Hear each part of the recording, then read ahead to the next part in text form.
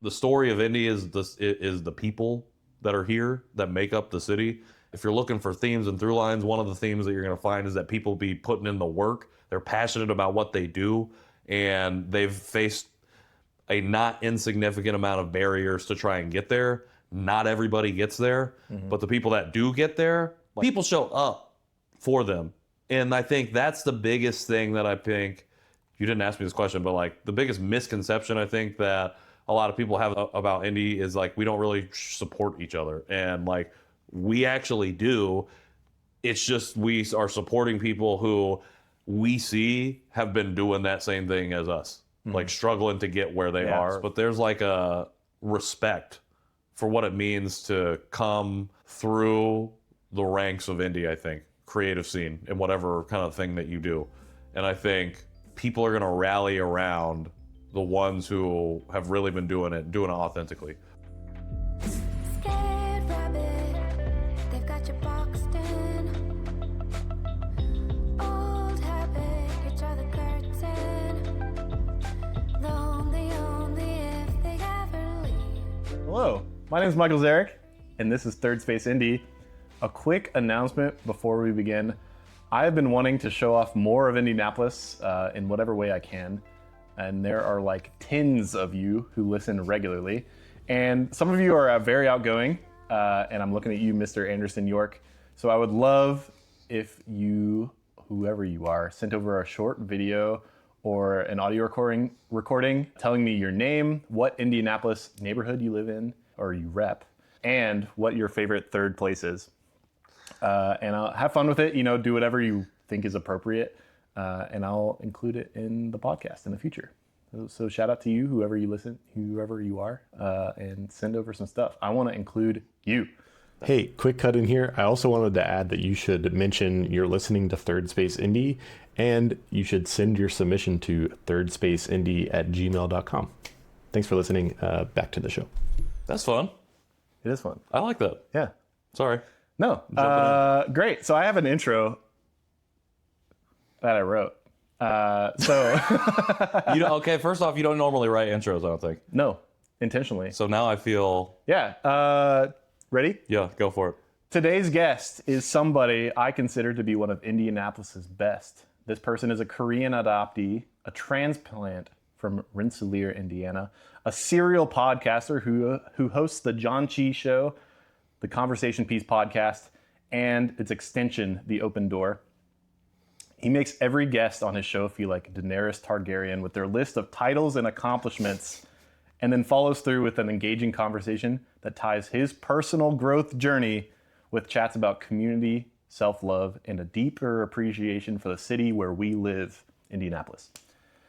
This person is a driver of local community events, a talented conversationalist and MC, and a lover of local musicians, especially in the local hip-hop space, in which he used to be a direct participant under the pseudonym Pat the Prodigy.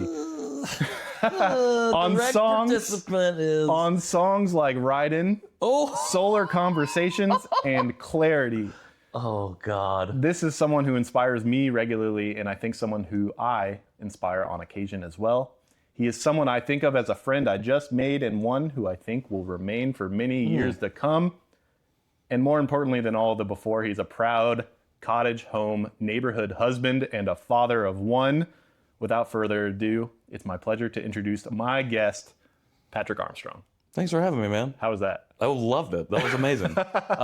It's hilarious that you mentioned Daenerys Targaryen because I just went and visited some indie creators, and one of their fans sent them a bunch of official replicas of the weapons of Game of Thrones that they have displayed in their studio. It was awesome. I was like, what the hell? There's a content creator, her name is Valkyrie, and she just has she's a live streamer, and on her wall behind her is just a bunch of swords. And I'm like, this is cool.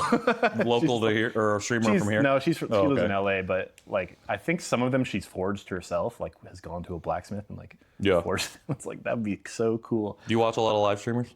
Yeah. Okay. Yeah, I'm a gamer. I'm a live stream man. Okay. The Normies? Are you familiar with the Normies? No. That's who. So they're based out of here, but that's who I went and saw. Oh, really? I love to see so when I lived in Arkansas, there was a woman who was a live streamer who I knew locally, and I tried to reach out to her, which obviously would never respond to me. Why would you? Because that's sketchy. She probably gets a lot of requests like that. But it's like, I love the idea of just like a local person like that who's found success in such a For sure. a unique space. Yeah. Speaking of finding success in unique spaces. I don't know about the word success. Oh, But come on. Patrick Armstrong is a local podcaster, as I mentioned in the intro. For the people who don't know who you are, which is many, because I mentioned to you a lot. damn. You just said call me successful, and now you're saying that nobody knows who I am. No, I'm just kidding. Yeah, we live in separate worlds, sort of, even though you called me a competitor. Can you We tell are the people who you are? Yeah, we are competitors, even though I've been resisting competition as a concept recently in 2025. It's friendly. It's like when you are on the same track team, as we recently talked about on the bonus episode of Conversation. Oh, that's funny. You're friendly competition with each other. So you Yeah, push each other to get better. Do you like look at? Well, first of all, say who you are. Sorry, we're getting too in the. You covered it all. Korean adoptee, Asian American. I really love basketball. That's really top of mind because before you came here, I was watching a lot of basketball highlights because the NBA kicked off its season last night. Dad, husband. I would say I'm trying to become a better community member, so I'm working on that right now. I don't want to say that I'm a good community member. I do podcasts. I've actually had to fill out a bio a lot recently, and I think I'm going to lean into professional yapper as my title of choice. I used that to get a job recently. For What? sure. I said that in a job interview, and that's, no. that's how I got my job that I have. Perfect. See, now I Like feel it. like I can't use it because you've used it now in a very impactful way. So I feel like They don't know. you have all the power in it now. But but I feel like, yeah, I just talk a lot. For 30 years, I lived in a deep state of rejection of my identity as an Asian person. Had a good, mundane, basically life up until that point. And then at 30, I experienced some things that led me to start unpacking and better understanding my identity. And that's put me in a position to sit on my couch and talk to you. That's amazing. One last note that I wrote, and it's actually very topical to what you just said. You were just on a podcast. It was called the Bon Me Hour. Is that what it's called? Oh, yeah, the Bon Me Chronicles. Bon Me Yes, Chronicles. Shout out to Randy Kim. You said something I really liked, which is, quote, "How can I be allied with with marginalized people when I'm not allied with myself?" And I thought that was a good summary of like why I really enjoy listening to your podcast, The Conversation Piece. Thank you. You should listen to The Conversation Piece. Sorry about it. It just got super dark. It did in just here. get super dark. That is actually something that happens in a lot of the virtual podcasts that I do. End up in a room or even in the studio at the Stutz, and the lights will go off mid-podcast, like mid-recording. It's terrible, but it's also hilarious. So It's all good. One of the reasons I really enjoy listening to your podcast is the way you tie in your personal experience. I've been thinking about this a lot because, at least at some level, I'm like default video game character man. Like I'm a white dude, middle class household, 6'2", went to public school and private school and all of these things. And my life experience is so American default at least in the terms of the stereotypical American default, not truly, because if we're talking about what it means to be default, I think there's a lot of problems with that. But when I listen to you approach conversations in such a unique, from my perspective, way of somebody who's gone through this personal growth journey. And I love how you tie it into every conversation in a meaningful way. Well, Any thoughts about that? I appreciate that. Well, I appreciate you sharing that personal idea of your own lived experience, because I feel like that's what my lived experience was until I had these like moments of critical consciousness regarding my identity.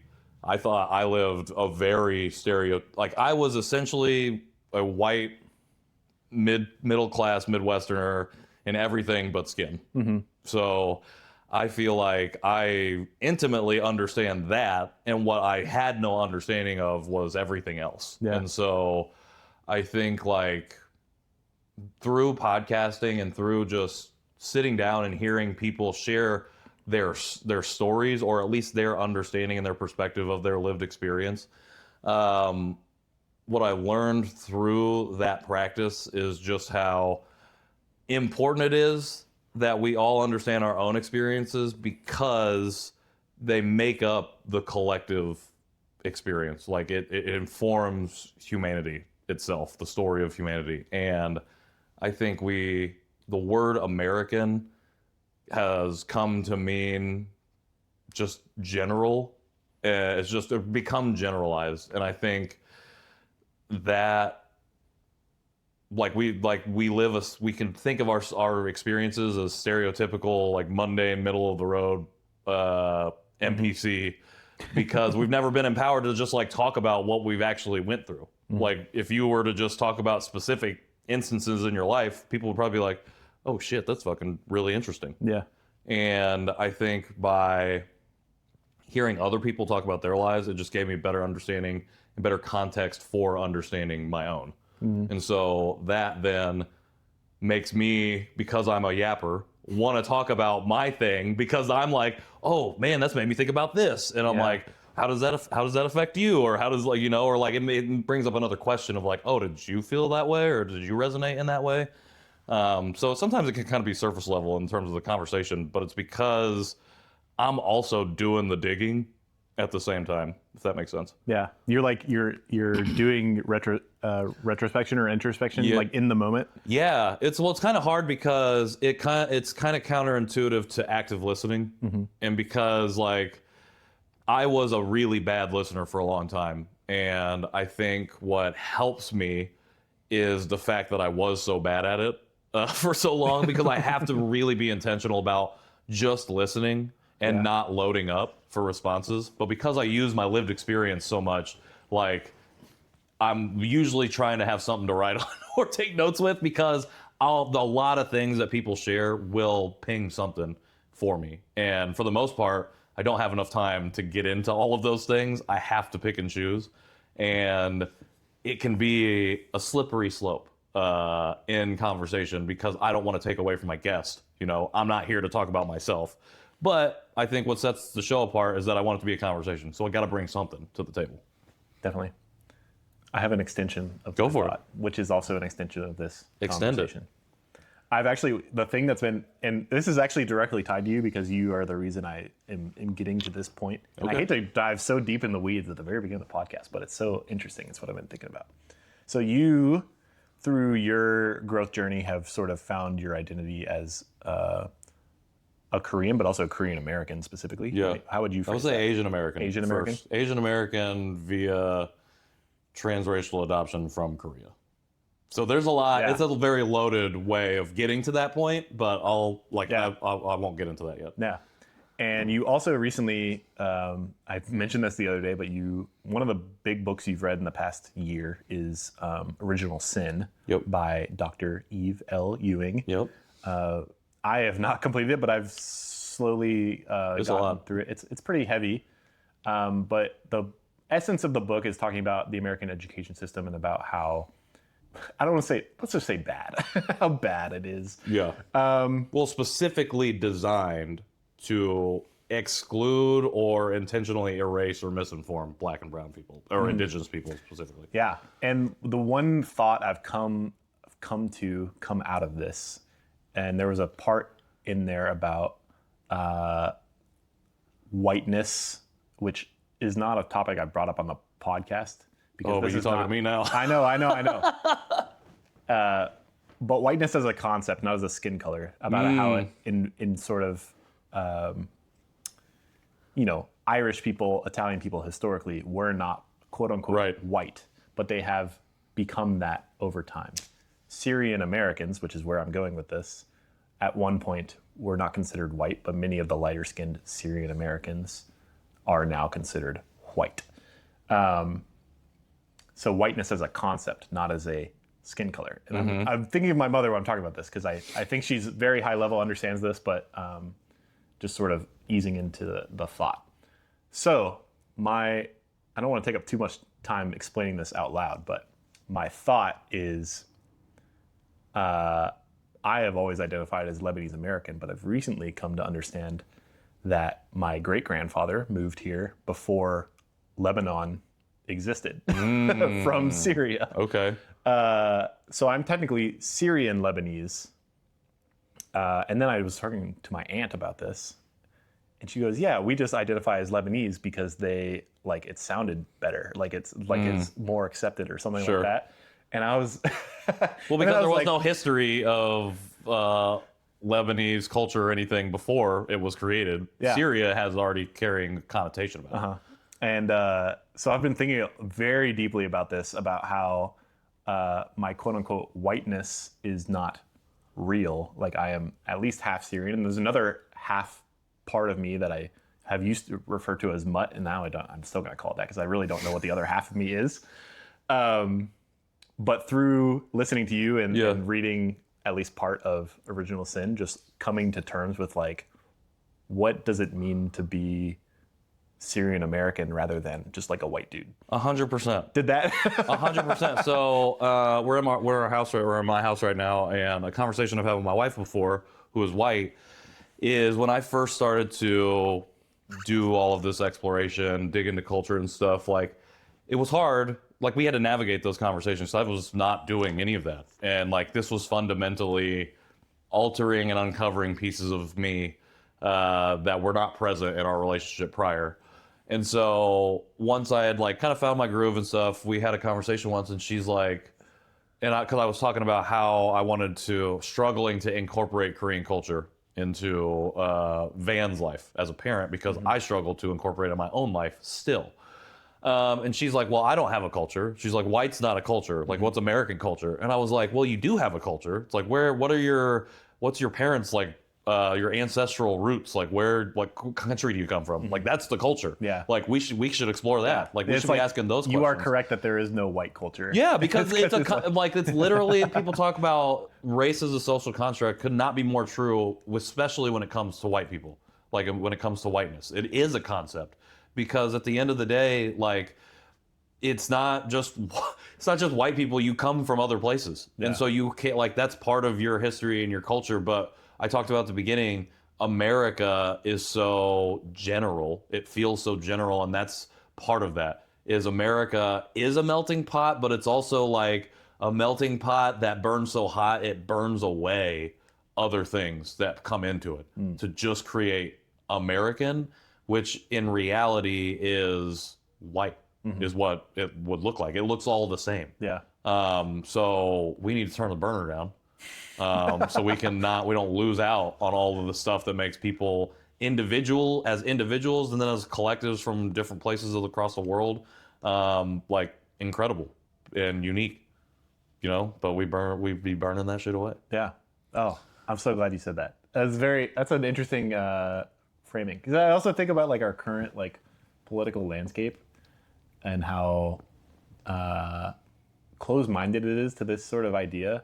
Because I remember growing up, and that was we said that all the time. America's a melting pot. Oh, yeah. America's a country of immigrants, just regularly. And I don't think we had the terminology then, at least as younger people. I'm sure older people did, to talk about what that really meant. And I think we obviously struggled with coming to face with letting people hold on to their identities. Well, because I think it was always America's a melting pot, but at the end of the day, you're American. Yeah. It's always, but we don't talk about the but part. Yeah. We just always end at that part. And it's we're made up of all different people or whatever, but we're not talking about what we're losing when we decide to rally around a banner, which is why, I identify as Asian American, but only specifically because of the root of the term Asian American, which is born out of wanting to, out of support of the civil rights movements in the 60s. And it was created by college students to gather a bunch of different people who had immigrated here or were students here from the different Asian countries, not to generalize them all as just Asian, but to be like, look at all of the different people that make up our coalition that have come together in solidarity to support this other group of people. And unfortunately, over the last, almost 100 years, it's been bastardized to become general by constructs like whiteness. But in reality, the truth of it is like it's born out of like resistance and like solidarity and coalition, and not of generalization, but of specificity. Yeah. Like specifically naming all of the people that make up the coalition and specifically acting in support of human rights, I'll say. Yeah. So It's so interesting. I love that. How is like, I know there's a lot of conflicted thoughts coming out of this for you over the past couple of years, but what are the good things that have come out of this? You have there's so many good things. I know. Tell me. So the number one good thing is that I navigate the world now as the most whole version of myself, which I never did. And so I couldn't even put all those words together in a sentence 5 years ago. Not even 3 years ago, because the whole thing has been a journey to get to a point to be able to live that way. So that's the number one. That's the best thing. Number two is that I think it was set me up a good foundation to enter Parenthood. So that's a good thing for it. And then a lot of just tangential stuff, like being open to trying new foods. Like, again, when I talk about being in rejection of my Asian identity, like this was like, I don't like it. Like, I am deeply uncomfortable around anything Asian. I don't want to learn how to use chopsticks. Like, I'll go to Panda Express. I'm not going any further. And so, like, that's a lot of good that comes from it. Like, and for me, with Korean culture, there's still stuff that I struggle with, but like cultural stuff, community stuff, just like exploring my own identity has opened me up to different perspective of Indianapolis, like the literal geographic place that I live. And here's the thing, if this would have happened when I lived in San Diego or when I was in Houston or when I was in Chicago, who's to say that I come back to Indy and am not doing this there? I am really glad that it happened after, I can't say, I can see the timing and how it all, like the timing, why timing is important or whatever. I don't know. The time was just right for it to happen when we came back to Indy. So I think that's like, it's hard to pinpoint the good because there's so much good. Yeah. How does it feel to be, at least by my perception, you can shut this down if you'd like, but like you're almost like, in my mind, like a leader in this sort of space, the Asian American space in Indianapolis? You don't feel that way? No, not at all.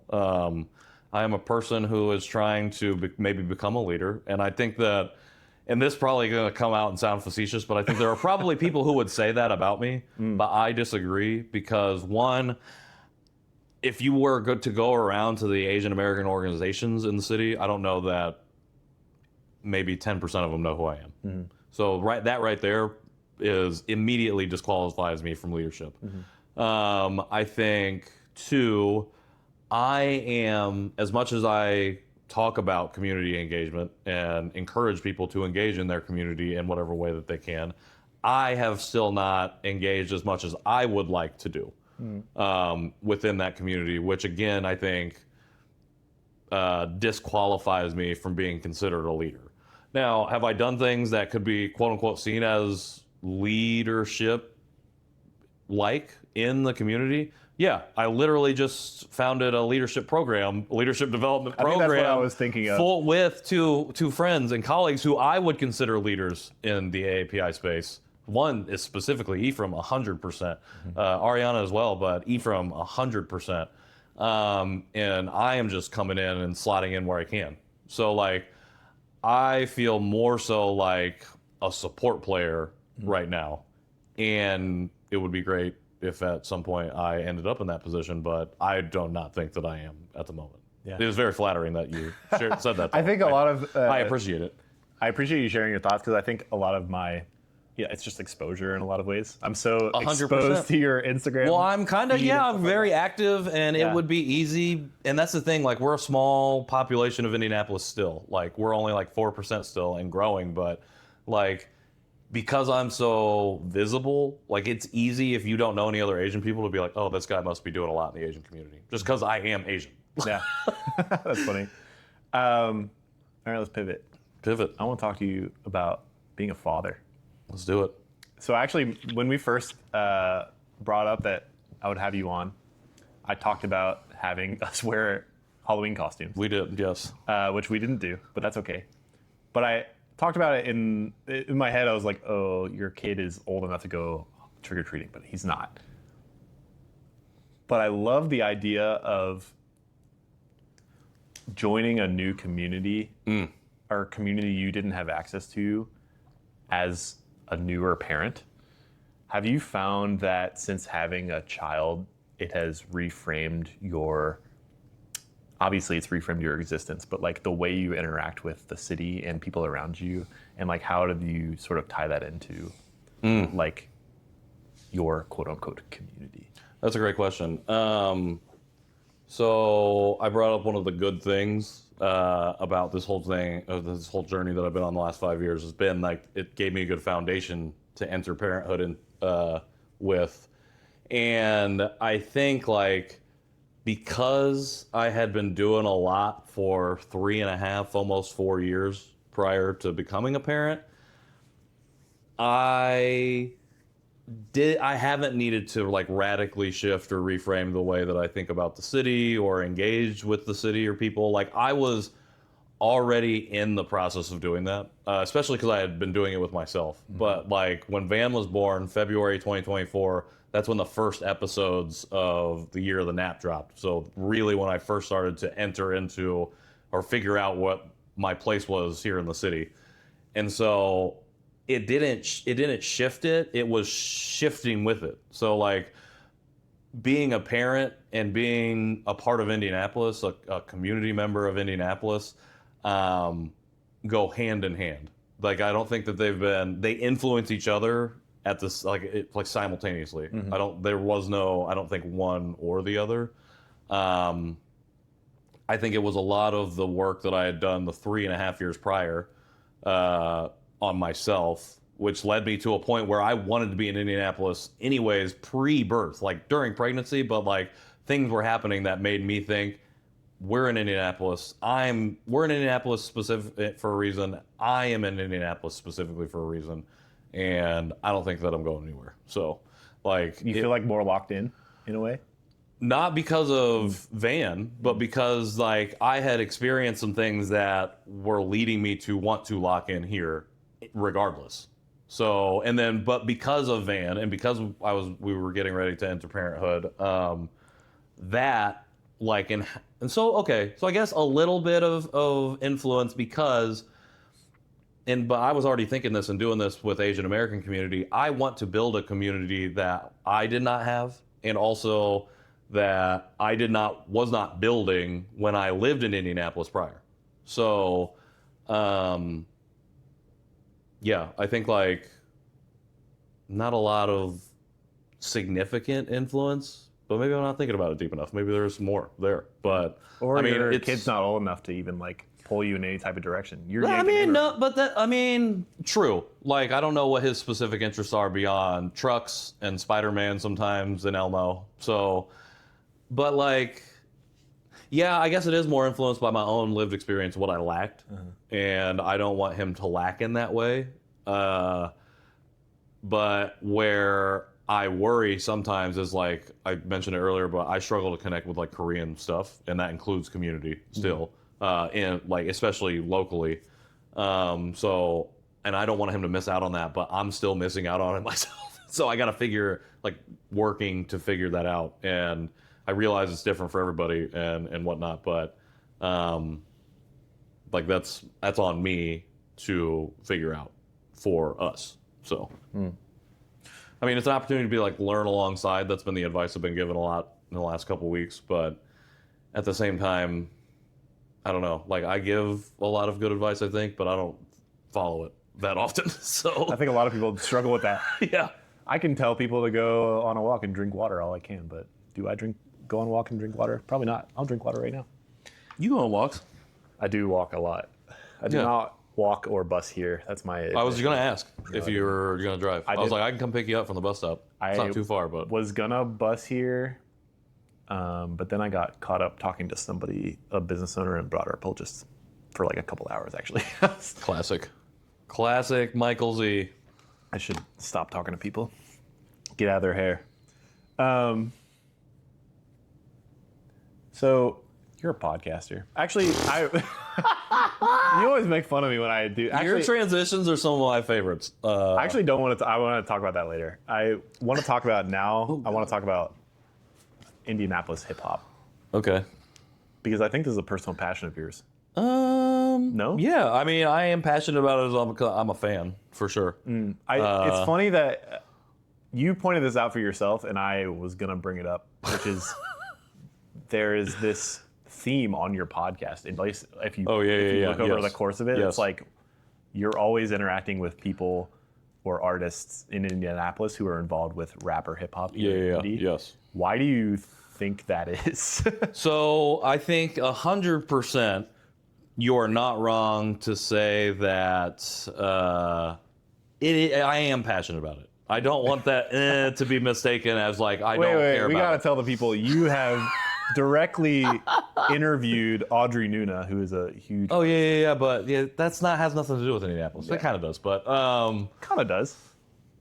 But so it part of it is definitely like I was here and I did hip hop I did rap for a long time. Like, and see, the fact that I can't even decide whether to call it hip hop or rap shows how performative I think that I was in it the whole time, which is one of the reasons I stopped doing it, was because I felt like I was almost in a way disrespecting the culture of not even hip hop, but black culture in general. And so like I was like, I don't know, I just felt like I wasn't really in it for the right reasons. And when I was here doing it, that was definitely the case. Even though I love doing it, I love to write. I listened to a lot of hip hop, consumed a lot. But I was so, especially with my destabilized identity, like scared of stepping out beyond like the very tiny connections that I was able to make, which I am very grateful for because they were awesome people. What really brought me back into it was I was playing basketball in Carmel for a while, and there was a guy that I would run with on Saturday mornings every once in a while. And one day I was like scrolling through Instagram, and I heard his voice come up on a clip, and I was like, is that Skip? And so I'm listening to him talk, and he's talking about mental health, and I was like, oh, that's cool. I'm like, let me look into this guy a little bit more. And I'm like, oh shit, I'm like, this dude's like singing and rapping and stuff. I'm like, who is this guy? Because I only know him as a basketball player. And so someone you had regularly been playing that for like a year. Yeah, that's so. And so I tapped in with his content and his music, and then the next time I saw him on the court, I was just like, hey dude, I'm like, did not know you were like that. I'm like, oh, it's awesome. I was like, I'm actually getting ready to, I have a podcast that I'm trying to talk to Indianapolis people. I'm like, would you be interested in having that conversation? He said, yeah. So had him come through. I was recording at a studio over by Lucas Oil, and we had a great conversation. And about halfway through the conversation, I looked over at the recorder. I'm like, I don't know if that's fucking recording. And didn't stop, didn't say anything, finished the conversation. We leave, realize it didn't record, freaked out. It was a fantastic conversation too, like an hour and a half. Fantastic conversation. And I was like, all right, I gotta ask him to do it again. I don't want to, but I gotta ask him. So I had him come back, and he said yes, and we did it here in my house.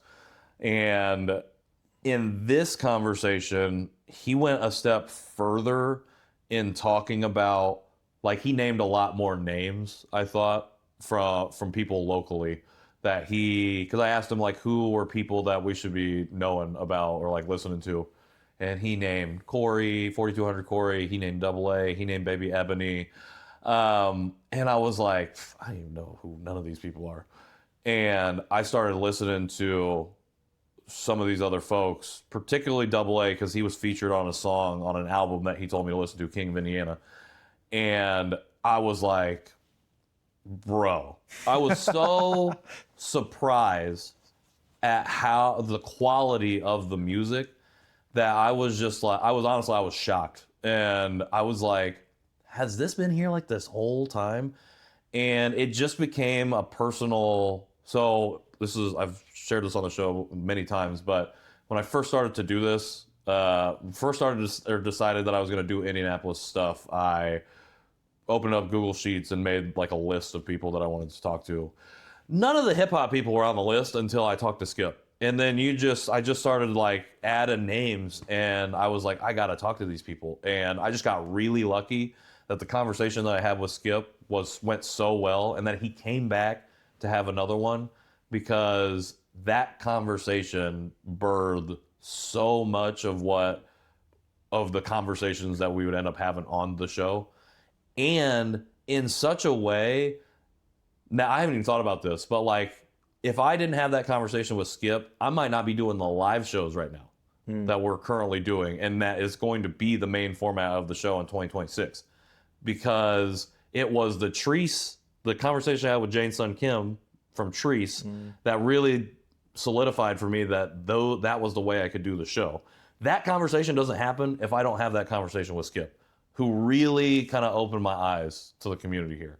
So, long-winded answer, that's why I'm passionate, because like, it's moments in my life that I can like really look at and reflect on and point out as like pivotal, but it's only in hindsight that I can do so.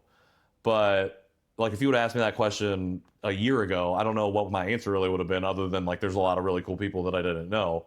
But I'm passionate about it because that community has been so supportive of me, and also like doesn't have, like, I don't connect with any of them if he doesn't put me on first. Do you think they're supportive of you? That, I don't mean this in a self-serving way, but like, because you're hyping them up. Like, it's like, Maybe. It's like, bro, this guy wants to be here. He wants to talk about us. Well, 100%. Part of it is definitely like fandom. So I had Jake Moran on the show. Handle is Jake with a Shot. Best known for doing black and white photography in the hip hop community. And something that he said on the show that we talked about was like, as consumers, we like kind of stopped consuming. Like, we don't just like listen to an album front to back. Like, we do the playlist thing. Like, we're in the streaming now, and like, we're not really fans because we're fans of the music. We're fans because we're fans of the moment, and we want to capture it on the gram. And we go to shows and like to take pictures, but not to like vibe out. And because we're supporting the art, and that really stuck with me. Because again, thinking about my own hip hop career, like, I think I was so performative. I was doing it at such a performative level in my mind and from my perspective, that like, I don't want to do that. And when it comes to being invested in a community, like, you got to show up and like be a fan. Like, you got to be a fan of the place that you are, if you want to like enact change and make impact and do stuff in there and like be considered a leader or legitimate.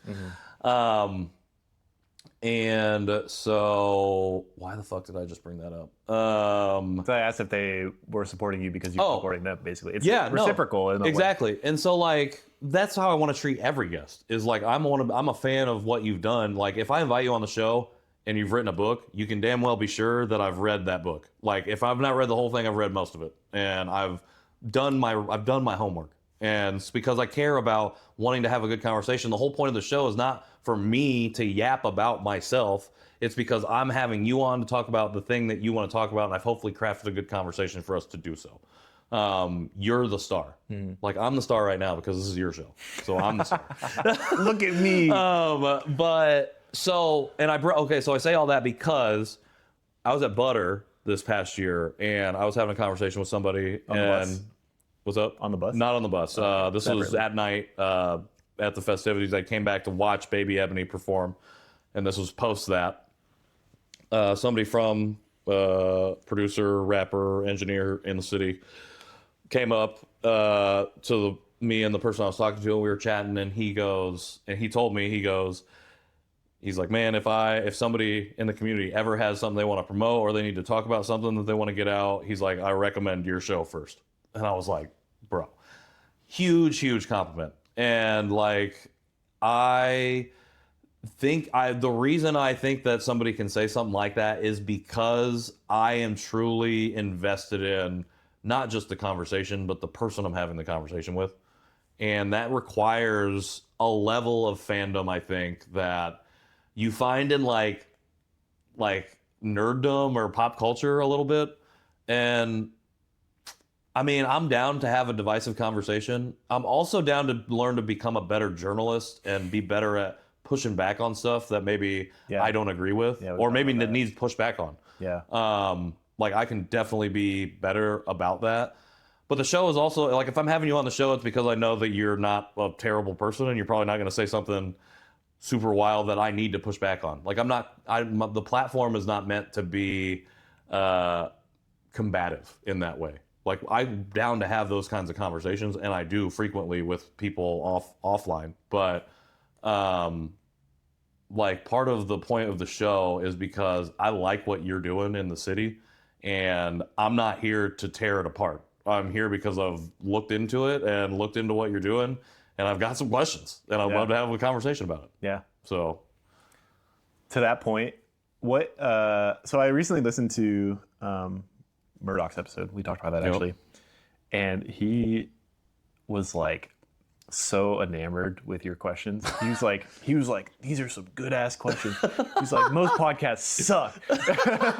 Right? He essentially said that. He didn't say it in such harsh terms, but he would never speak so harshly about people. But like, my favorite part. This is the best part of the week for me. I maybe do more than one a week sometimes, but recording the podcast. Yeah, recording the podcast for sure. And my favorite thing in the world is sitting down and talking with someone. And to your point about, I apologize. What's the hip hop artist who sort of kicked it off? Skip. To your point about Skip talking about mental health outside of the work he does, like my favorite part of a guest is like peeling back and finding out more than, oh, this is just the guy I play basketball with. Yeah. He does music. He talks about mental health. He's a whole ass person. Like, I love that. What is the part of podcasting that you enjoy the most? It's definitely, I think that's probably up there for sure. I think it's the ability to be able to sit across from somebody and have them share anything, you know? So I think here's the thing, podcasting is a very wide genre. So I think there's a lot of different things that could be podcasting. The kind of podcasting that I do, I really love that because of that particular reason. And again, this started with the John Chi Show, and one, being able to have a platform where I could talk and share my own story, but really like what really made it like worth doing was watching people in real time in our conversations like have a realization about something in their own life. And it was simply because they had the opportunity to sit and talk about it. And so that's my favorite part about the kind of podcasting that I do, is the opportunity to be in conversation and by extension community with someone who can experience something like that, because I know what it's like to never have that experience and to finally have those experiences.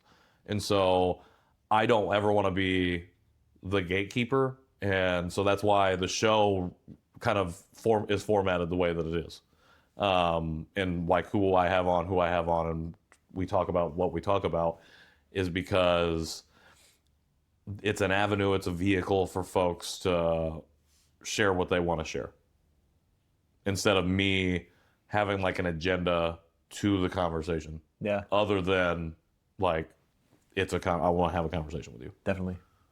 Yeah. I love hearing that. It's fun. It's fun to talk to you because like you and I do the same thing. As competitors, we're like doing the same thing, but like in our own personal way. It's fun. Well, so the other thing I love about podcasts is stuff like this. And so like, maybe talked about it ad nauseum, but my favorite podcast is a show called Comedy Bang Bang. It's in its 16th year. It's an improv comedy podcast hosted by Scott Aukerman. Himself, not really a noted comedian, but comedy writer and producer and director. Did a lot of the Between Two Ferns stuff with Zach Galifianakis.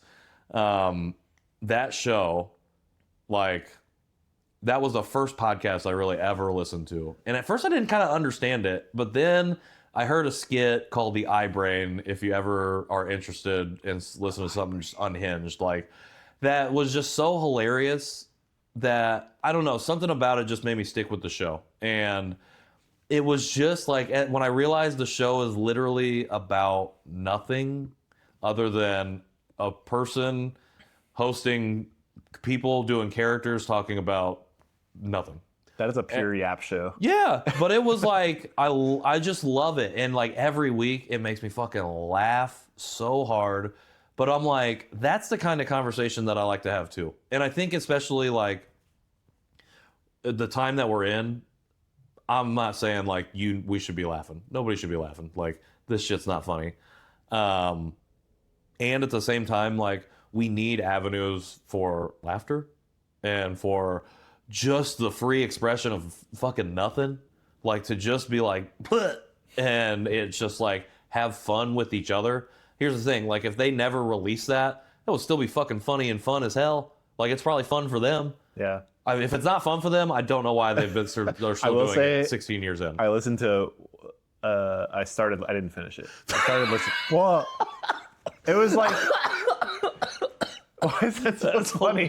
I was gonna finish it, but I didn't have enough time. It was earlier today. It was earlier today. Oh, I totally forgot I had Renee's. Do you want to? No, it's all good. I'm good. We're talking mode. I will eat one after we're done though. I was walking to Renee's and I started listening to an episode, and the joke that it wasn't even a joke. It was just totally just like said it out. Yeah. Like it was definitely an unfiltered moment. His guest he had on, I don't remember the guy's name, but he's like probably a B or C list actor. Sure. But I knew who it was. And they were talking about like when he was younger, and he goes, "Yeah, I was around 11 years old at that time." And the host goes, he goes, "Oh, so not yet barely legal."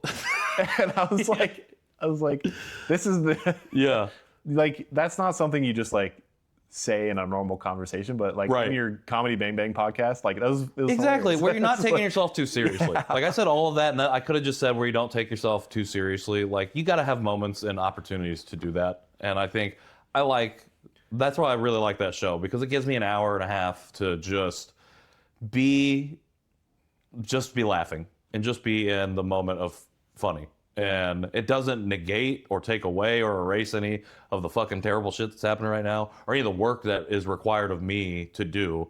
It's just exists in the same space, and it gives me this other place that I can stand while this other stuff's going on for a moment. Yeah. So. Well, for the sake of time, because I feel like you and I could talk forever, but I'm going to transition. How long are your episodes? You're right. An hour. But I'm like, we haven't even been here an hour we can yet. go over. Oh, we are good at talking. I have to make meatloaf at some point. That's to make the only meatloaf. thing. That's good. So I do have some canned questions. Always, you're a listener, so you know that. But I have a sponsor. Shout out to City Rising. City Rising, Mark Latta. City Rising is actually I have it written down? I have it written down. City Rising is a social impact studio that is seeking to help organizations and leaders create practices that cultivate communities. Go check out cityrising.org. If you are a dude or anybody, not just a dude. What am I saying? Why is Mark giving me money? Go to cityrising.org. Check it out. I think that if you're interested in affecting change in the community around you, it's a great avenue for doing so. But Mark has sponsored the question, what is a third space to you? Do you know what a third space is? I do know what a third space is. Yeah. I knew you were going to ask me this question. I did not prepare any third spaces. That's okay. I also like to think of it, the question, this is my own personal interpretation, as sort of like more like, what is a third space? Not like, what is my third space? Yeah. Okay. Well, that's how you ask the question. You frame it as, what is a third space to you? And I was thinking of what is a specific third space that you love in Indianapolis, but you didn't say any of those words except for like two of them. So I am a classic overcomplicator, and I'm really working on right now making things simple. A third space to me is... Okay, yeah, so this is, sorry, I was trying to make it like general so to please and encompass everyone. A third space to me is a place where people can, actually no, I'm changing it because that's the world that I want to build. A third space to me It can be a vision. So the world I want to build is a place where people can just be. Like, you're not afraid to go outside for any reason. If you're trans, no one's going to attack you for being trans or exclude you from their sports because you're trans. Like, it doesn't make any sense. Just that, like, and you're not like we don't live in self-loathing or shame because of societal influences that are telling us that this is the way that you have to feel. That's the world that I want to live in. A third space, to me, I was going to say that's a third space because it's a place where you can go and do that, and that's great. But that sounds like it's like lower on the priority list, and I want it to be the main priority. I want that to be the first space that we're in. But I get what you're saying. Like in terms of the definition of a third space, a place for people to be able to just, honestly, fuck it. I'm going with that definition. A place where people can gather and just be in a space with each other and be safe enough to be, and also brave enough to be if they need to be. To be brave enough to speak whatever they need to speak. So I think that's what a third space is to me right now, and I'm looking for ways to elevate that to first place status. They're not ranked. I know. But I want that to be the main foundation I from understand which we what you're live. saying. And like our third spaces and stuff to be built from that. Our corporate spaces to be built from that. So Absolutely. yeah. Yeah. Thank you for sharing. Sorry, that was a really difficult answer for me. okay. I apologize. Next question. Very related. What is a third? I love this question. It's so fun. What is a third space that no longer exists that you miss Oh. for yourself? And that you can think of it as no longer exists as you also never don't visit anymore, but it's a little introspective. That is a little introspective. A third place that doesn't exist anymore. Third space. Third space, third place. Third space. Third space that doesn't exist anymore. So I guess if I was actually going to pick one, it would probably be my grandparents' house in Rensselaer. I don't consider Rensselaer to be the third space because I don't really think I was safe there truly ever.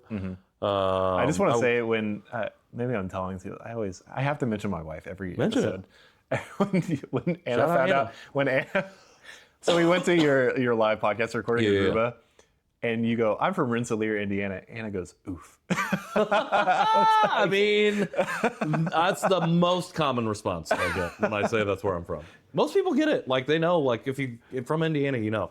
It's a sundown town, so, like, it's, like, on the list. So, card carrying list. The Klan came to there when I was there. So, like, that's how, that's So That's it that. goes. That's Indiana. yeah. But my grandma's house, I felt like that was, if I was to, excuse me, go by my own definition, if I was to go by my own definition of what a third space is, her house was that. That was the refuge for me, whether I was mowing the yard, whether I was just hanging out, or whether I was helping around, doing something, holiday, whatever the case was. Like, I felt like that was a place where I could just exist as me. Even though at that time, I'm getting emotional, even though at that time I was not living as my most whole self. That was the place that I could just be a person. So, Yeah. shout out to Charlotte and Ted. Are they still around? No. Okay. Rest in peace. Yep. Charlotte and Ted. Rensselaer. You're allowed to get emotional. I know. I visited my grandma this weekend. Nice. Yeah, you did say. Yeah, shout out to Mary Lou. She's doing okay. For a lady who has cancer in her body. She is kicking. Shout out to Mary Lou. I will say, when I lived in San Diego, I planned on being there for a while, and about a year in, my grandma got really sick. We were very, very close, so I ended up making the decision to move back to Indiana so I could be around. And she ended up living for like 8 more years.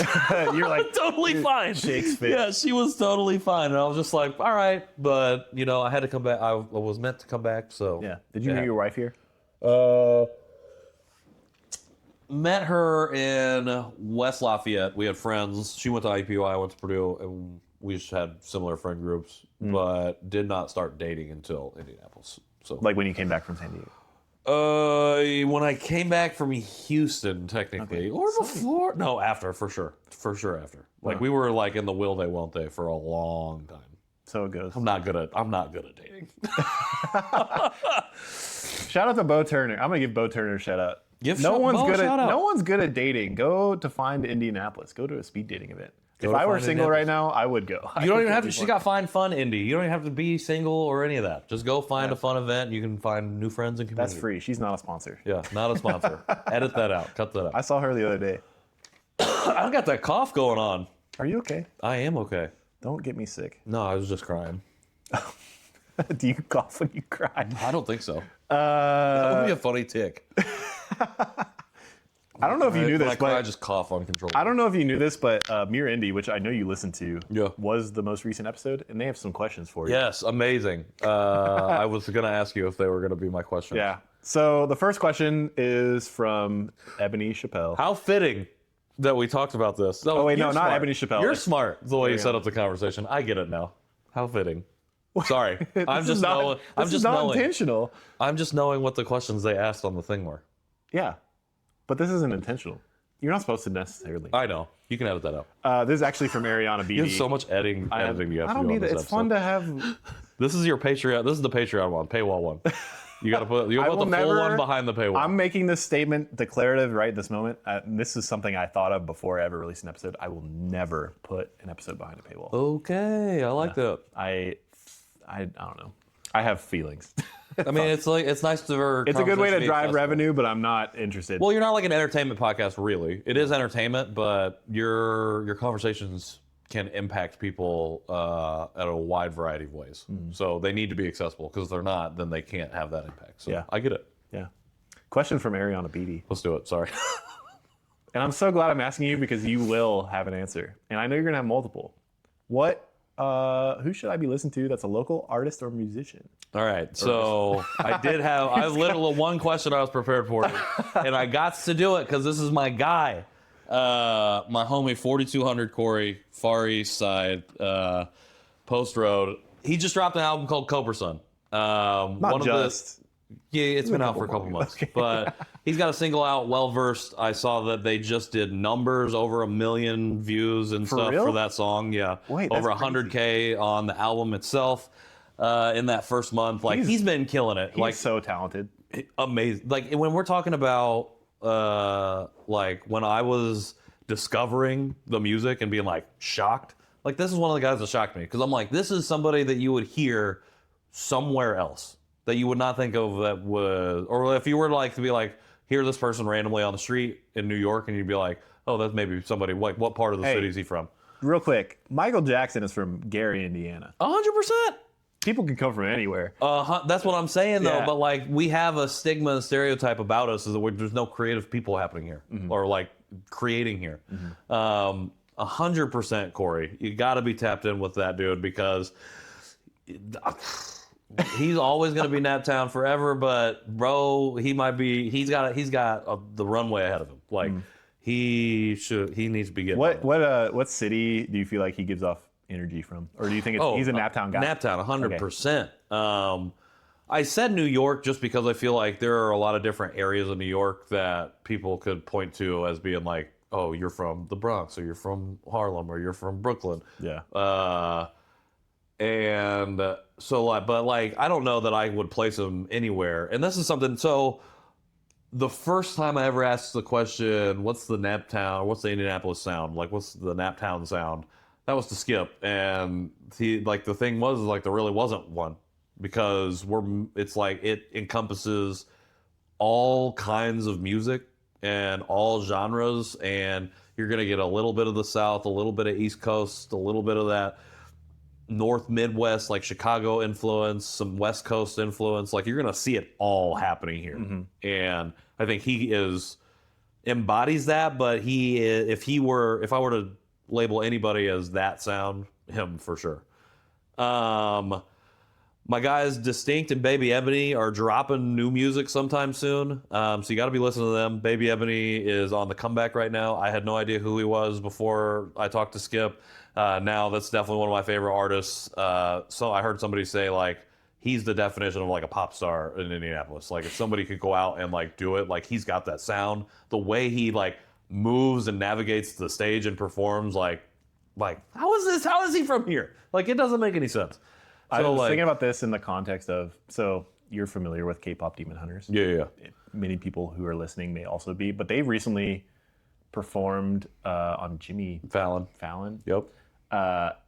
And I watched that and I texted Anna immediately after and I said, I wonder how many people with this level of talent go completely undiscovered. And I think of people like who you're talking about. For sure. It's just like these people who are making just not that K-pop Demon Hunters is peak of artistry, but like such amazing music coming out of the people here that it's like, that feels like it should be K-pop Demon level. Well, do you know the story of EJ, like the main person from her, like the lead of that group? She's like in a bunch of other K-pop groups. Well, so like she went through like the K-pop machine and like came out and like wasn't gonna be a star or anything, and like went through a whole bunch of stuff. Like I don't know, I'm not intimately familiar with the story, but I know of what I know of it, and like where she is now. This like meteoric rise with K-pop Demon Hunters like didn't seem to be in the purview, and like if I love the story, and like the performance of Golden on Fallon like made a lot of people emotional. Like it made me emotional because like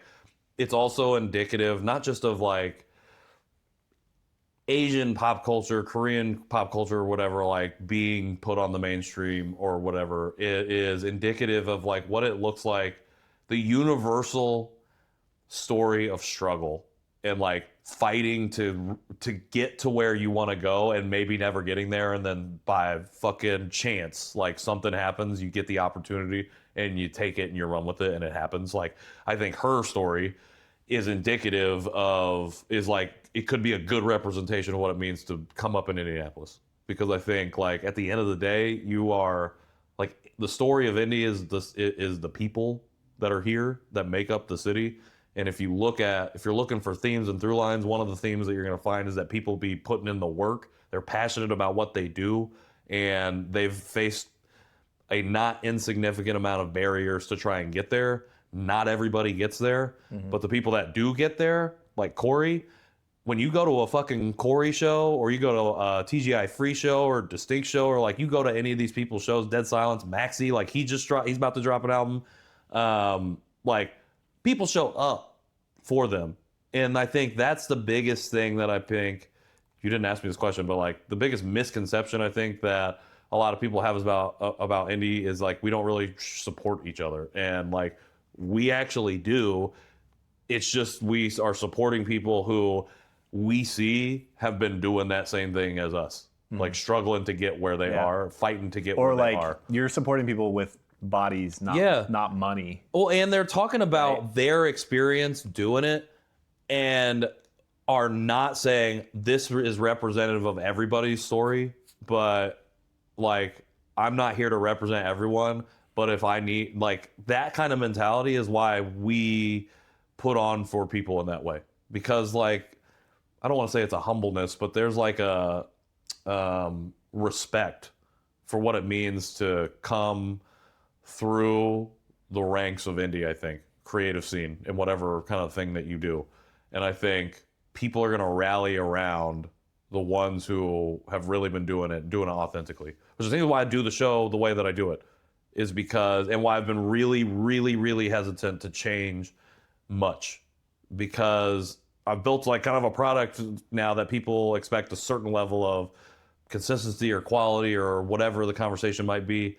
And the only way that I can maintain something like that, build upon something like that, achieve a point where I can consider myself personally to be maybe a leader, is if I keep showing up in that way, keep showing up authentically, keep showing up and supporting community, so people can eventually rally around that maybe. And that would be like, that's the ultimate goal, is can I continue to show up in places and support in the way that I can support with the platforms and whatever that I have, and do it. Yeah. Perfect. I have one more question, and then actually two more questions. You know what the last question is. This is from Ebony Chappelle. Feed someone your favorite meal in town. Where do you go? Fuck, I forgot this was the question. Damn. There's some good stuff out here. I'm so basic. What am I gonna like, choose? let's go to Chipotle. What am I gonna choose? What am I gonna choose? No, but I'm like, sorry, before this, I just had a burger over at Clancy's. Like, that's how basic I am. That's like one of my guilty pleasures, is burger from Clancy's. So I think they got really good. What fries. is the most like? Okay, we can go over an hour. Doesn't matter. We're already over an hour. But when you have you ever had a meal that like you just feel deeply satisfied, you want to cry a little bit, and you like just feel an overwhelming sense of joy? Yes, the very first meal that Emily and I ever ate at Vita over on New York, I had the exact feeling. I wanted to kind of cry a little bit. I was very like, oh my God, like this is amazing. And then that has become like one of our biannual places that we like to go for anniversary usually. That's like the place that we like to go to. But like, I can't even tell you what we ate then. But I know one of the meals was fish. And I know that Emily does not eat fish, and she ate the fish, and she liked it. Liked it. So, like, it was, but I just remember it being so immaculate. Like, it was just like, I didn't realize that kind of level of food could exist in Indianapolis. Like, that was the eye-opener for me. I want to give a shout out to Chef Tyler at Tinker Street. Shout out Chef Tyler. They've been catering your live events. Yeah. And I've gone to a couple. The most recent one with Ruba, he made butter chicken. Yep. And I wanted you didn't notice because you were in the talking, but I stood up in the middle of your show and walked over to him and gave him a hug. I said, this is Hilarious. So good. Yeah, they make some fire food. I got to answer this question about the meal. Is it not Vita? But I don't know what, because their menu rotates. So I don't know what is on the menu. We haven't been there this year. So you're thinking this has to be a static answer. Does it just have to be any food? Well, we'll answer how you like. I'm very open-ended. Okay, so... All right, so I don't go here very often, but one of my favorite breakfast places, because breakfast is my favorite meal, or my favorite type of food, is Keystone Diner on Keystone. This is not on my radar at all. I think it's between 52nd and like 56th stoplights before the Meijer, across the BP, I'm pretty sure. They strongly recommend you pay in cash because they do not want to pay the credit card fee, which I really enjoy. It's also like, I grew up on small town diner breakfast. I need my hash browns crispy and fried essentially. I need them fried. I need a good over medium egg. And I need some form of meat. It can be patties, it can be links, probably bacon, and wheat toast. Black coffee as well. They got it going on over there. Whenever I get a chance to go over there, they make the hash browns exactly the way I like them, which is pretty hard to do, I think, because I am particular. But I think that is a place, and it's always popping. There's a very diverse crowd of people in there. Always popping. So Keystone Diner for sure for breakfast. That's awesome. Oh no, I was talking to somebody else about Bodie, but I got to shout out. No, Bodie. Yeah, Bodie. That's like one of the only nice restaurants I've been to so far. Yeah, Bodie for sure. Super fire. Any of the food there. So good. Man. Yeah, okay, I'm going to go Keystone Diner just as the place. I don't know what you like for breakfast, but if you like a standard breakfast meal, hit up Keystone Diner. Is that like a good hangover place too? You like walk in? Oh yeah, you can. You feel the most dreadful? Because I feel like something about breakfast places is like so healing. I'm gonna say some famous last words, but I have not been hungover in a long time. Yeah, me either. I don't drink that often. Drank a lot for a while. It's been very nice to not have experienced that experience. There's like a, I don't mean to stereotype, isn't there like a gene among like Asians where they can't get hungover or drunk?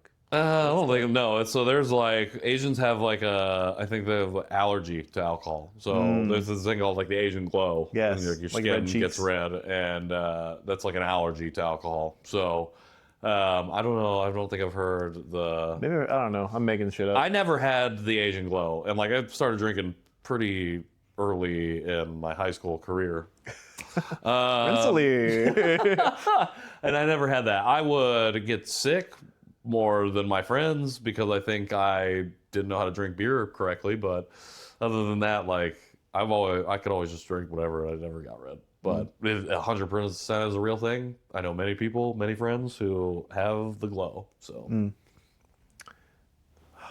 Keystone Diner. Keystone Diner. I'll check it out. Pretty fire. I have a big old list of Yeah. restaurants, so if I'm ever in the mood for breakfast. Last question, then we'll round it out. What question would you like to ask the next Third Space Indy guest? I want to ask the next person. Do you know who it is? I'm not going to tell you, even if I could rip it off. I know. I feel like somebody has asked you that before. Yeah. And you said that exact same thing. Well, there was a... I've determined that I can't, one, because I think it makes a better interaction. Sure. But also, if for any reason I can't have that person be the next guest, then it betters the flow. That makes sense.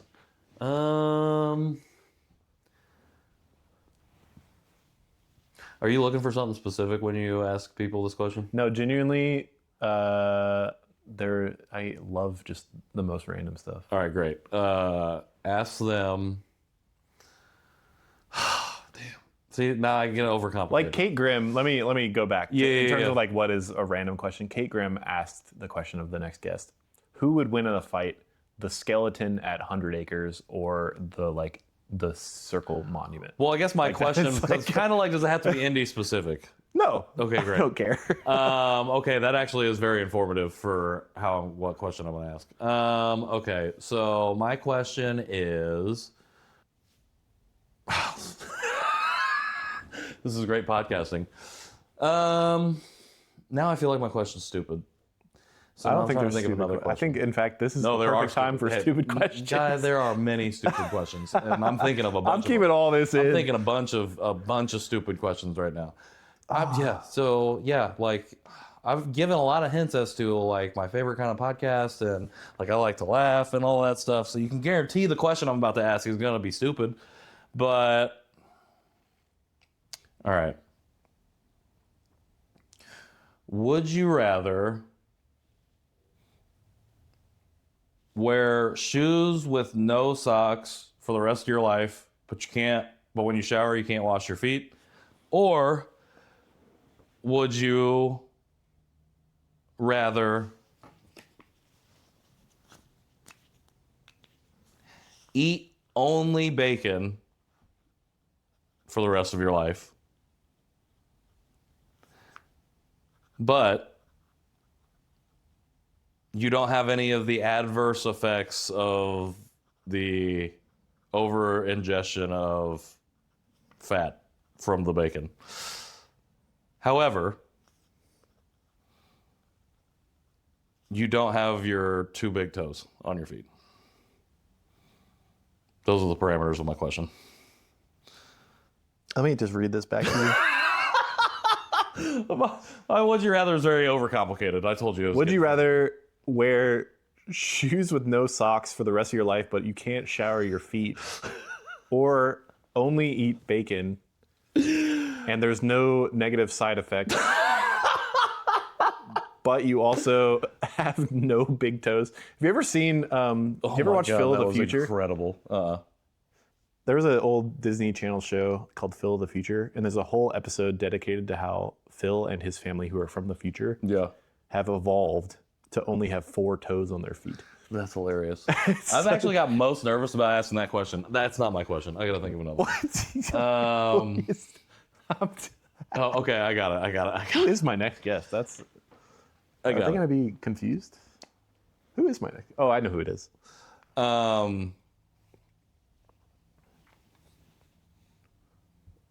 What book had the most significant impact on you as you were growing up? Not many people get 2 questions, but you're getting... That first question you can't ask. It's too much. What? Only you can ask it, but I have to be there to open the floor for questions and field any questions they have about the scenario. Actually, they're probably going to choose the shower one, if I had to guess. That's true. You lose out on a lot by only eating bacon. Because there's not as much prohibitiveness other than your feet stink. But some people don't like the stinky feet. Also, you're collecting a lot of dirt. I want to answer your question about the book because I've been thinking about this a lot recently. Oh, okay. It's fresh in my mind because of Aruba. There is a book. Well, you said specifically growing up. Yeah. And there's a book that I have loved forever. And I actually reread it recently, and I said, I don't know why I like this book so much, but I still do. It's called The Giving Tree. Oh my God. I was literally just about to say, once he's done talking, I'm going to tell him how I just read The Giving Tree recently. And fucked me up. I think The Giving Tree has had more influence on my personal moral beliefs and politics than any other singular thing ever. Bro, then become a parent and read it. Yeah, about giving all of yourself to another entity.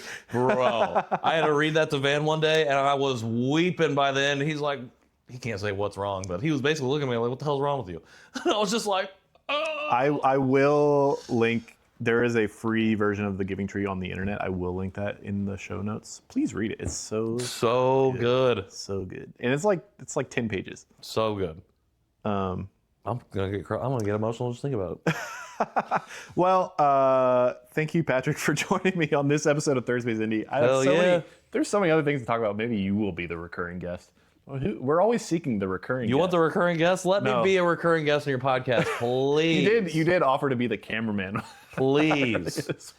I'm looking to get mics on my producers, on the people behind the scenes. Again, if you watch the bonus episode, you know I'm trying to cultivate a very Conan Needs a Friend podcast vibe.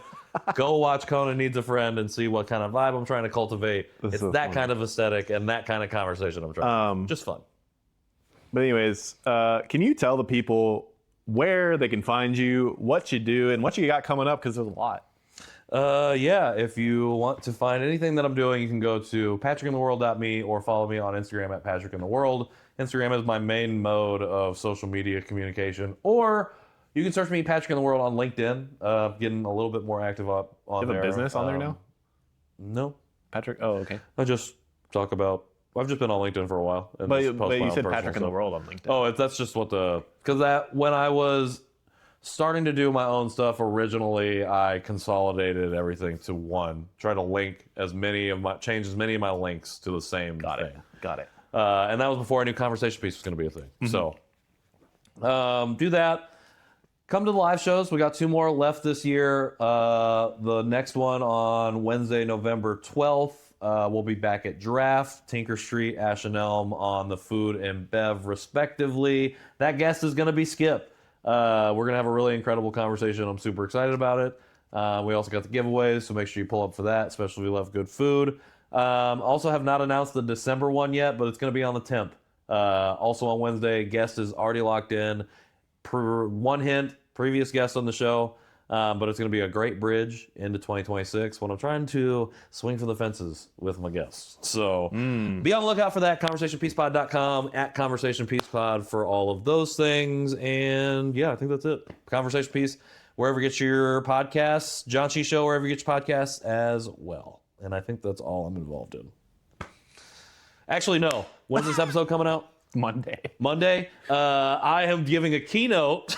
I'm giving a keynote for all my adoptees, but also anybody involved in the adoption constellation. I'm giving a keynote speech. I'm closing it down, actually, I just found out, for the Adoption Knowledge Affiliates annual conference. That is on the 15th and 16th. Nope, that is on the first weekend of November. Go to adoptionknowledgeaffiliates.org and you can find out when the conference is, but it's virtual. So tickets are still available. They don't do cost prohibitive ticketing. So if you, for some reason, can't do it, they got scholarships. It's going to be a really great time. My keynote's going to be good, but April Dinwiddie, who was keynoting the first night, probably going to be even better because she's amazing. I'm super excited for that. So get some tickets to that. I am also emceeing/hosting the first adoptee and foster youth leadership summit that is happening in Minneapolis, Minnesota. That's on the 15th. Are you going 16th. to that? Yeah. That's so cool. I will be in person for that, hosting that. Shout out to Grace Young Foster and the Inclusion Initiative for thinking of me to be a part of this. Also be moderating a panel. So get your tickets for that. Pull up to that if you're in Minneapolis or if you want to fly in. in our beautiful, wonderful air traffic system that we currently have going on. But I do have those things going on because this is coming out before November. So pull up to the Adoption Knowledge Affiliates Conference. It is going to be really good, and they do a lot of really good work there. And then if you are in Minneapolis and you're interested in how you can best support adoptees and former foster youth who are doing a lot of really cool stuff in all sectors and industries, go to inclusioninitiative.org. You can find out more information about the summit there and get your tickets and all that. So, Hey, thanks for listening to not only the longest episode of Third Space Indy, but also the longest outro of all time. and I dab still. Thanks, Patrick, for joining me. Thank you, Mark Latta and City Rising for sponsoring the podcast. I really appreciate it. Go to cityrising.org. There's some cool stuff to see there. Thank you, Jennison, for not sponsoring. Thank you, Jennison, the local music artist, for allowing me to use your music as the intro and outro music. Although I'm kind of thinking about changing that up. Not specifically Jennison, but the intro music. You can find me at Third Space Indy on Instagram or at thirdspaceindy.com. I write a blog that releases with every episode on Monday. If you want to give me your email, I'll send it to you. That's it. Thanks for listening. See you in the next one. Bye. Bye.